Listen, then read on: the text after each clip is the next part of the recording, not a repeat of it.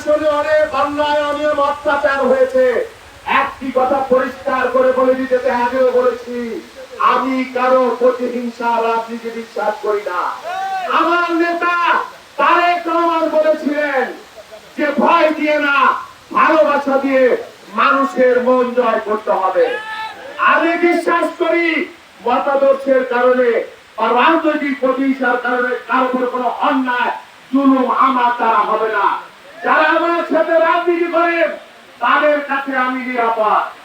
আমার বাইরে যারা আমার দলে এখনো আছে, আমি বিশ্বাস করি তারাও আমার ভাই, তারাও আমার বন্ধু, তাদেরও দলের জন্য অবদান আছে। ইনশাআল্লাহ খুব শীঘ্রই আমরা একই স্রোতে মিলিত হব। কারণ দিন শেষে আমরা সকলে বিএনপি করি, আমরা জিয়ার সৈনিক, আমরা খালেদা জিয়ার সৈনিক, আমরা তারেক রহমানের সৈনিক। 17 বছর অনেক জুলুম সহ্য করেছি।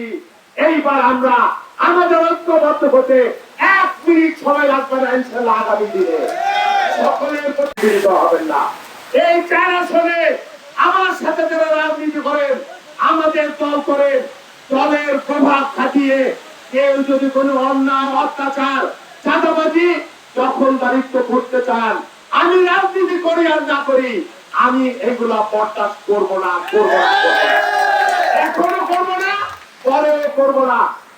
আল্লাহ যদি আমাকে নির্বাচিত করে আপনাদের ভালোবাসায়, আপনাদের সমর্থন নিয়ে, রাতের বেলায় আমার নির্বাচিত হবার দরকার নাই, ভয় নিয়ে কারো ভোট দখল করবার দরকার নাই।